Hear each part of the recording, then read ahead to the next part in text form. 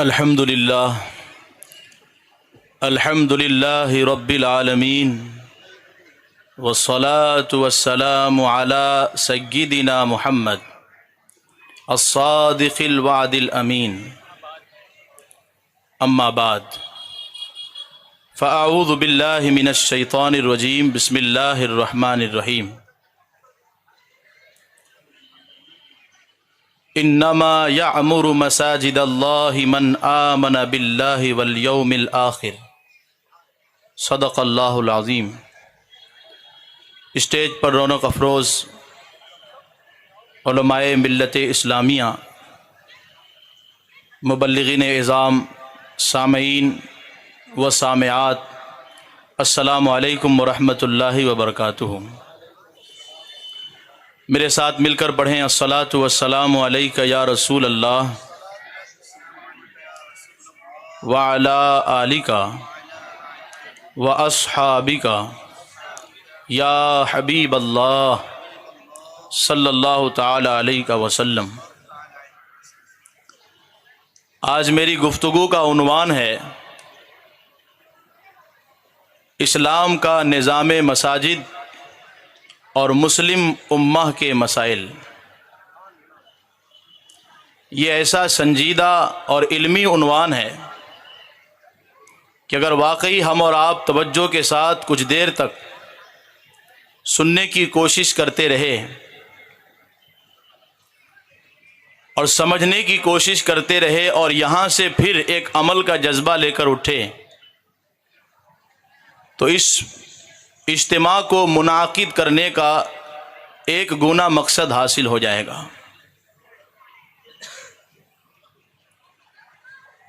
اسلام کا نظام مساجد، یہ ساری چیزیں ہم اور آپ اپنی آنکھوں سے دیکھتے ہیں کہ ہم جس شہر میں رہتے ہیں، جس علاقے میں رہتے ہیں، وہاں اللہ کی عبادت کے لیے ایک گھر بنایا جاتا ہے جہاں 5 وقت کی نمازوں کی ادائیگی کے لیے اذان کے ذریعے ہمیں آواز دی جاتی ہے۔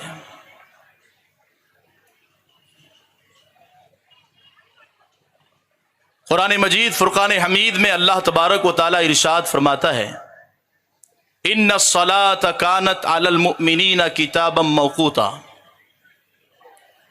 نماز مسلمانوں پر فرض ہے بندھے ہوئے وقت کے ساتھ۔ ہر نماز کے لیے ایک وقت ہے۔ نماز کے وقتوں میں غور کریں تو تمام نمازیں ایسے وقت میں رکھی گئی ہیں کہ آپ یقین جانیے کہ اگر ان وقتوں کی پابندی کریں، ان وقتوں میں نماز ادا کریں تو نہ صرف یہ کہ دنیا سنور جائے گی، نہ صرف یہ کہ آخرت سنور جائے گی، بلکہ اس پابندی کی برکت سے دنیا کے بہت سارے کاموں میں ہم کو مدد بھی ملے گی۔ اسلام کے نظام مساجد کو سمجھنے کی ہم اور آپ کوشش کریں کہ مسجدوں کا سسٹم کیا ہے اسلام میں، مسجدوں کا نظام کیا ہے اسلام میں، اور پھر یہ کہ اس نظام کی اگر ہم اور آپ پابندی کریں جس طرح پابندی کرنی چاہیے تو ہمارے کون سے مسائل حل ہو سکتے ہیں۔ اس وقت ہم اور آپ ایک نہیں، دو نہیں، ہزاروں مسائل کا سامنا کر رہے ہیں۔ گھریلو مسائل، معاشرتی مسائل، تجارتی مسائل، اقتصادی مسائل، اور پھر عالمی سطح پر اس وقت جو ہماری حالت ہے وہ ہم اور آپ سب جانتے ہیں۔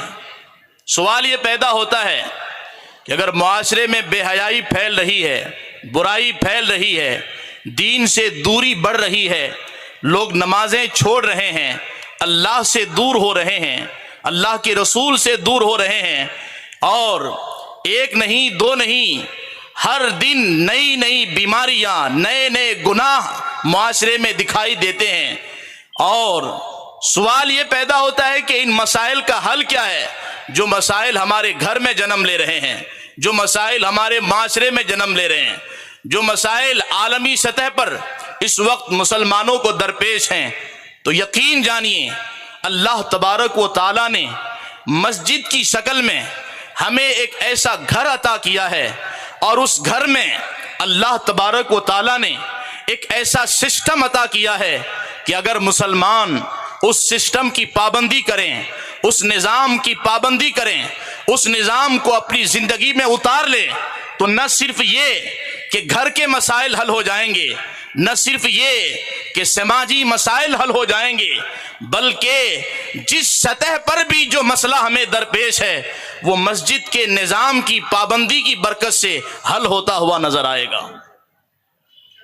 ہمیں بڑی شکایت ہے، مسائل کی شکایت ہے، ہمیں بڑا شکوہ ہے، مسائل کا شکوہ ہے، مگر اللہ کے کرم سے ہمارے پاس اس کا حل موجود ہے۔ مگر اس پہ غور تو کریں۔ ہم اذان سنتے ہیں کہ ہمیں نماز کے لیے بلایا جا رہا ہے، مگر اس کے پیچھے حکمت کیا ہے، اس کا ہماری زندگی سے تعلق کیا ہے؟ کبھی ہم نے اس بات پہ غور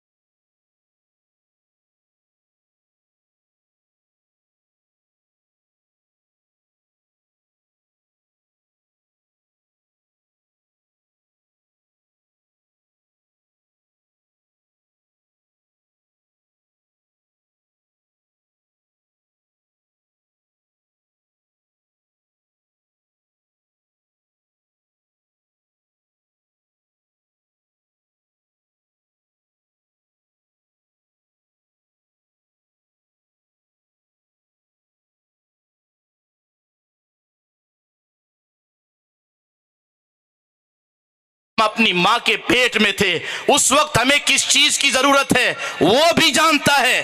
اس کے علم کی کوئی حد نہیں ہے، اس کے علم کی کوئی انتہا نہیں ہے۔ اللہ اکبر۔ ذرا غور کریں کہ اسلام نے نظام مساجد کے حوالے سے کتنا بہترین تصور دیا ہے، کتنا بہترین سسٹم دیا ہے۔ آپ مسجدوں کے حوالے سے غور کیجئے۔ علاقے کی ایک مسجد ہوتی ہے، جمعہ پڑھنے کے لیے ایک الگ مسجد ہے۔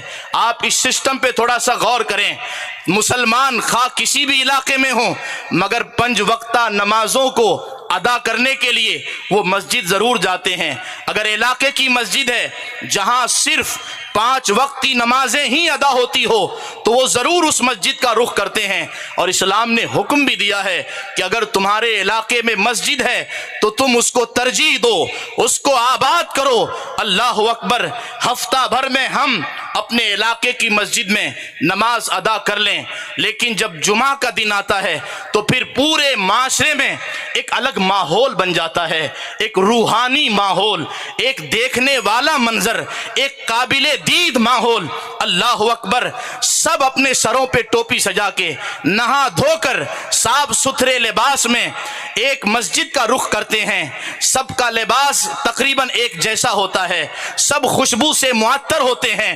آپ غور کیجئے، اب تک سب اپنے اپنے علاقے میں نماز ادا کر رہے تھے ہفتہ بھر، لیکن جمعہ کے دن ایک جامع مسجد میں جمع ہونے کا حکم دیا گیا۔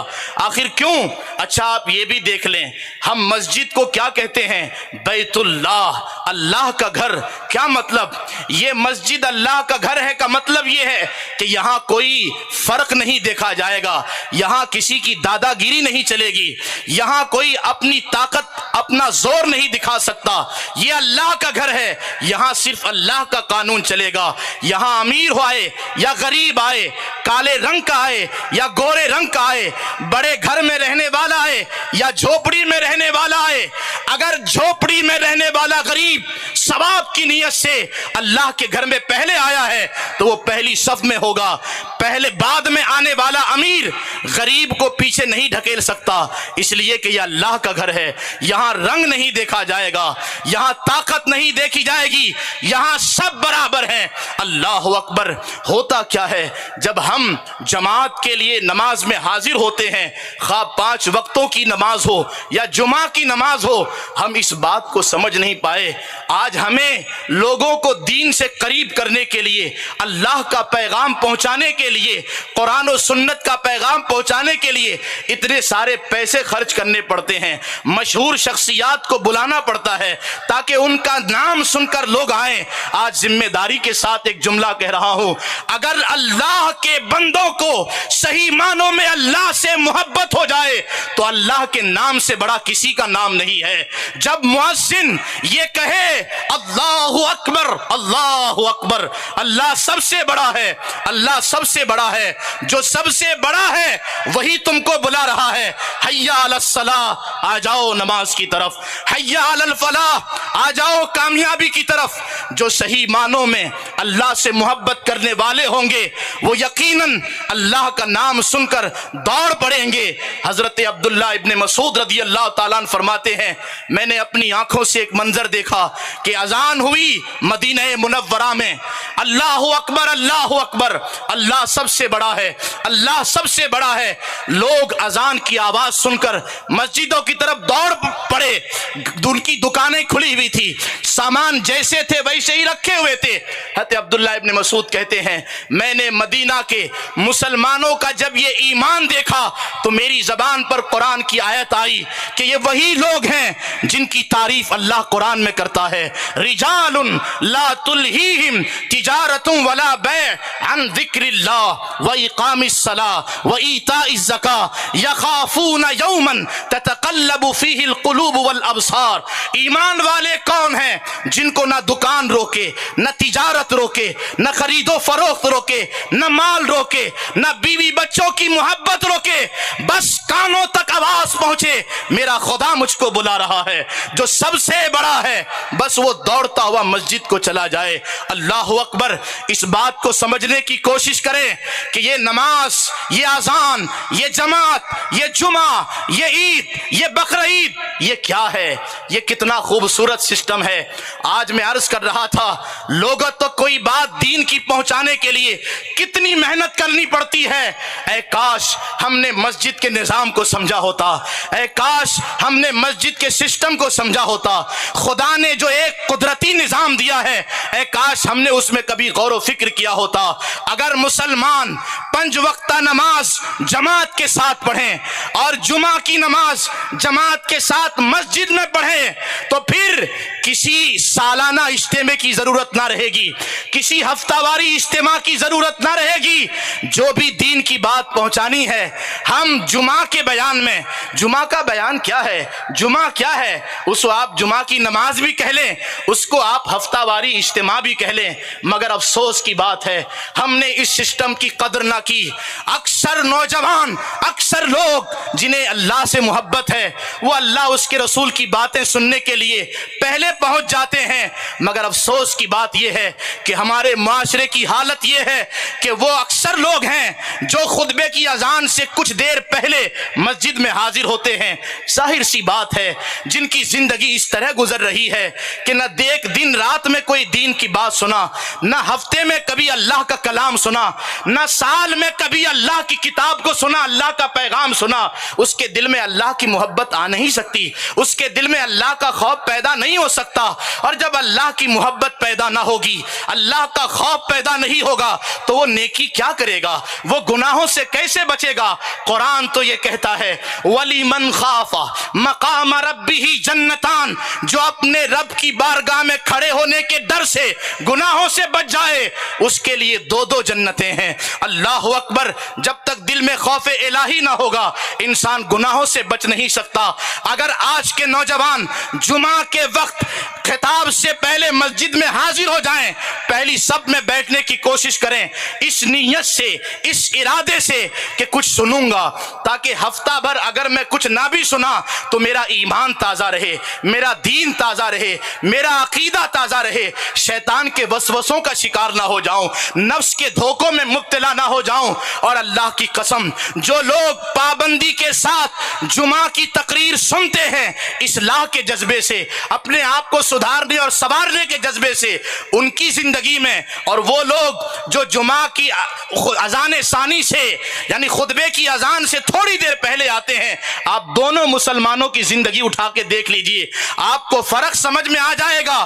اور یہ بھی سمجھ میں آ جائے گا کہ جو پابندی کے ساتھ جمعہ میں پہلے آتے ہیں ان کو کیا فائدہ ملتا ہے، اور جو صرف رسم ادا کرنے کے لیے مسجد میں آتے ہیں ان کو کیا فائدہ ملتا ہے اور کیا نقصان پہنچتا ہے۔ سمجھیں اس بات کو۔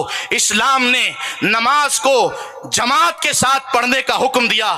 میں تھوڑی دیر کے لیے آپ کی توجہ چاہوں گا۔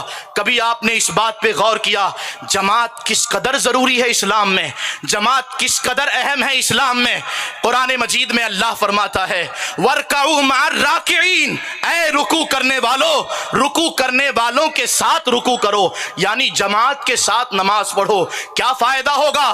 قرآن میں اللہ فرماتا ہے وَنَكْتُبُ مَا قَدَّمُوا وَنَكْتُبُ مَا قَدَّمُوا وَآثَارَهُمْ، تم جو چل کر مسجد کی طرف جاؤ گے تو تمہارے قدموں کے نشان نیکی کے طور پر لکھ لیے جائیں گے۔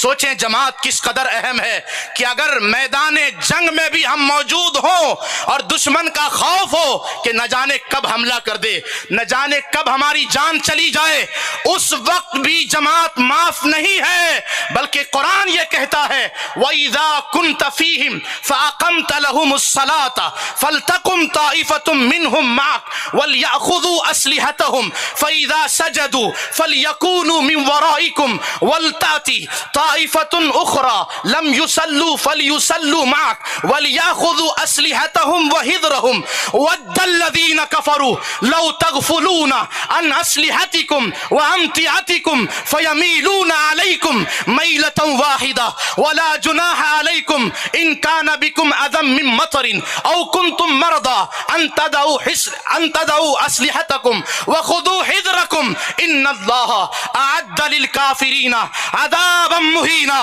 اللہ اپنے حبیب سے فرماتا ہے محبوب اگر جان جانے کا بھی ڈر ہو تو اس طرح جماعت قائم کر لینا کہ کچھ لوگ آپ کے پیچھے کھڑے ہو جائیں، کچھ لوگ دشمن کا مقابلہ کریں، ایک رکعت پڑھ کے یہ جا کر مقابلہ کریں، پھر جنہوں نے جماعت سے نماز نہیں پڑھی ایک رکعت چھوٹ گئی وہ آ کر جماعت میں شامل ہو جائیں۔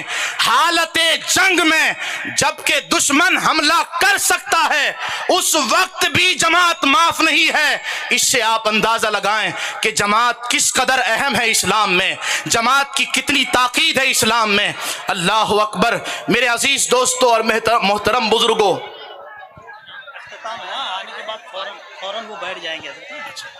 نعرے تکبیر، نعرے رسالت، بلبل باغ مدینہ، مداح پیمبر حضرت قاری رضوان صاحب قبلہ، نعرے تکبیر، نعرے رسالت، علماء اہل سنت، سنی دعوت اسلامی، سنی دعوت اسلامی، امین میاں بھی ہے، امین میاں بھی ہے، نعرے تکبیر، نعرے رسالت، علماء اہل سنت، مسلک اعلی حضرات، غوث کا دامن، خواجہ کا دامن، مخدوم پاک کا دامن، اولیاء کرام کا دامن، علماء کرام کا دامن، نعرے تکبیر، نعرے رسالت۔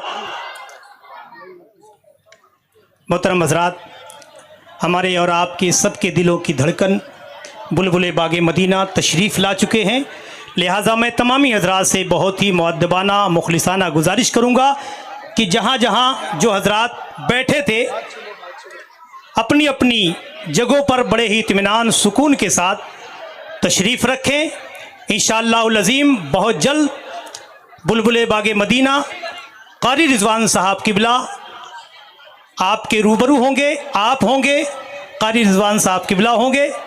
میں بلا تاخیر کرسی نعت خوانی پر بلبل باغ مدینہ کو دعوت پیش کر رہا ہوں، تشریف لائیں. ماشاءاللہ ابھی حضرت علامہ مولانا سجاد برکاتی صاحب قبلہ بڑی حسین تقریر فرما رہے تھے اور فرما رہے تھے کہ مانتا ہوں میری بات.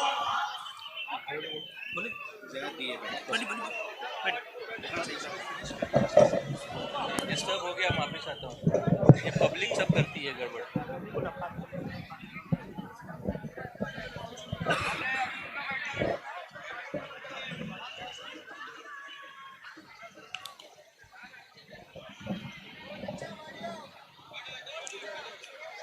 درود پاک پڑھے. اللہم صلی علی سیدنا و مولانا محمد وبارک وسلم. صلاۃ و سلام علیک یا رسول اللہ صلی اللہ تعالی علیہ وسلم. بس 5 منٹ آپ کے سامنے حاضر ہوں اور اس کے بعد انشاءاللہ ہم اور آپ سب بلبل باغ مدینہ کو سماعت کریں گے. بس میں جو بات آپ کی خدمت میں پیش کر رہا تھا اس چیز کو سمجھنے کی کوشش کریں.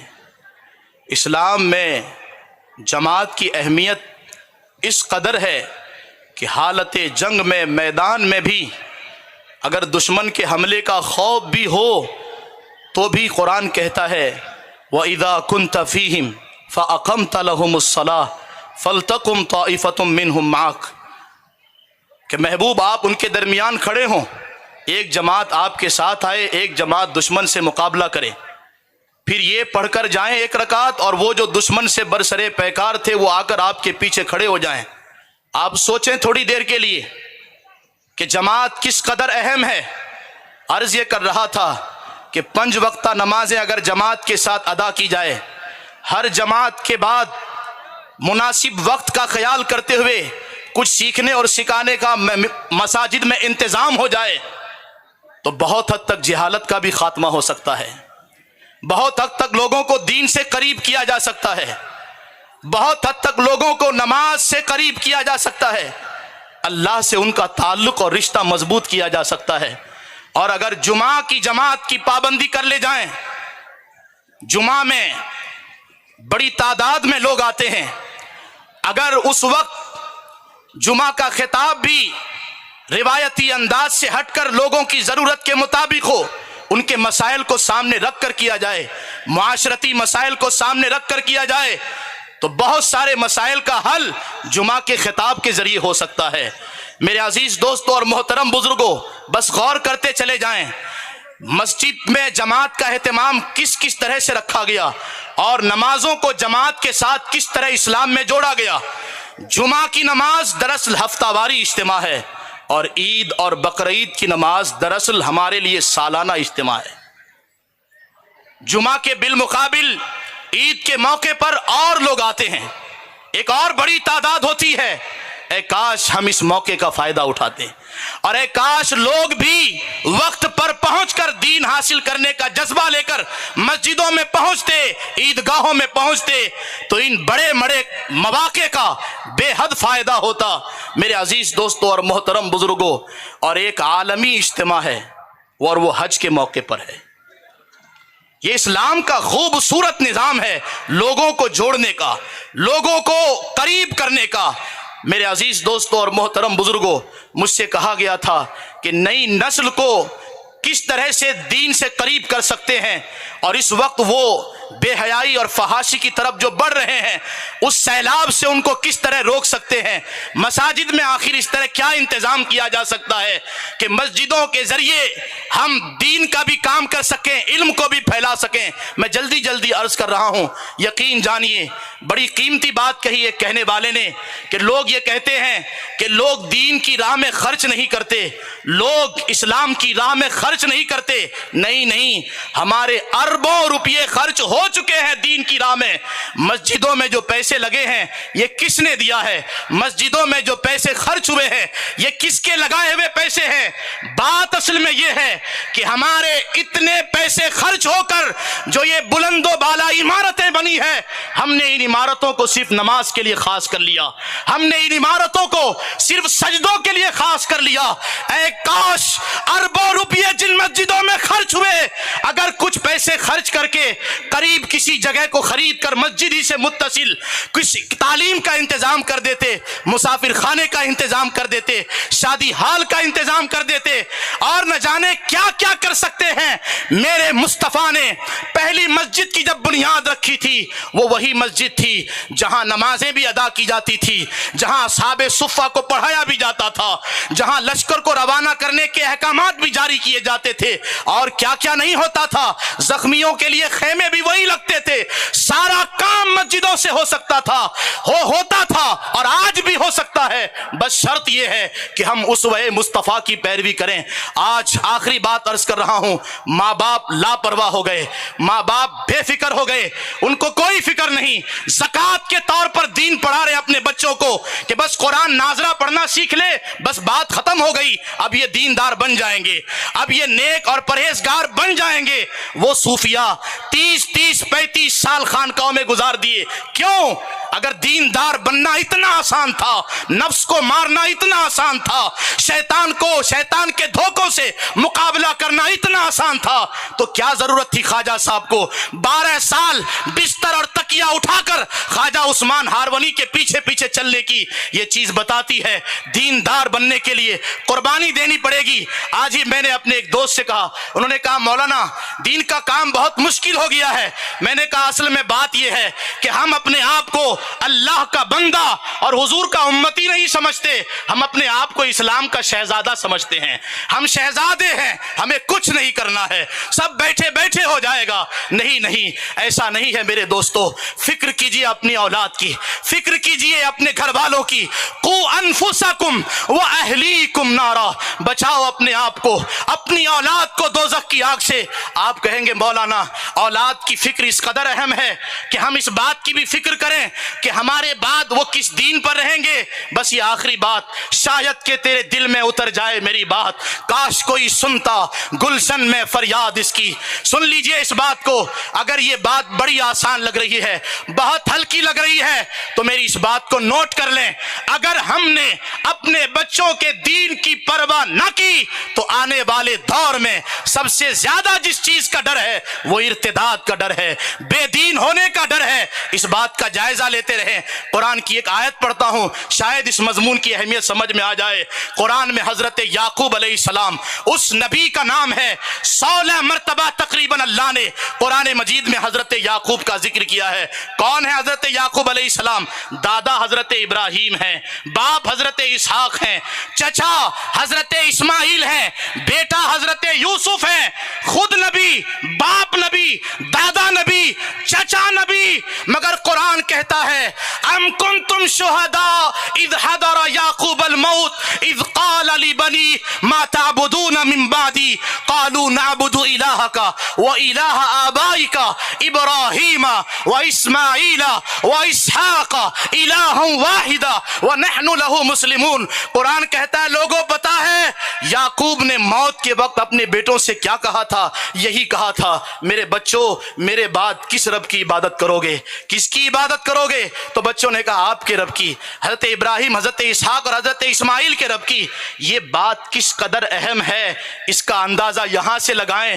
وہ گھرانہ کتنا پاکیزہ, دیندار اور تقوی شعار گھرانہ ہوگا کہ خود نبی, بیٹا نبی, چچا نبی, باپ نبی, دادا نبی, پھر بھی اولاد کے دین اور ایمان کی فکر ہے. ہمارے گھر کا ماحول تو ایسا ہے کہ ہم خود سنبھلے ہوئے نہیں ہیں, ہمارے قدم خود لغزش کے شکار ہیں, ہم خود پھسلے ہوئے ہیں, ہم خود دین سے دور ہیں. ان کو فکر ہے ہمیں تو زیادہ فکر ہونی چاہیے. بچائیے اپنے آپ کو اور اپنی اولاد کو دوزخ کی آگ سے. اگر مساجد میں اب تو الحمدللہ مکاتب کا سلسلہ جاری ہے اور سنی دعوت اسلامی نے تو اپنے مشن میں شامل کر لیا ہے کہ گھر گھر علم کا نور پھیلانا ہے اور مکاتب کے ذریعے لوگوں کے اندر دین کا علم اس طرح پھیلا دینا ہے کہ ہمارا بچہ جس دن بالغ ہو اور پہلی نماز اس پر فرض ہو تو وہ اس حالت میں مسجد میں جائے کہ اس کو طہارت کے مسائل بھی معلوم ہو اور رکوع اور سجود کے مسائل بھی اس کو معلوم ہو. اللہ تبارک و تعالی مجھے کہنے سے زیادہ عمل کی توفیق عطا فرمائے. السلام علیکم ورحمۃ اللہ.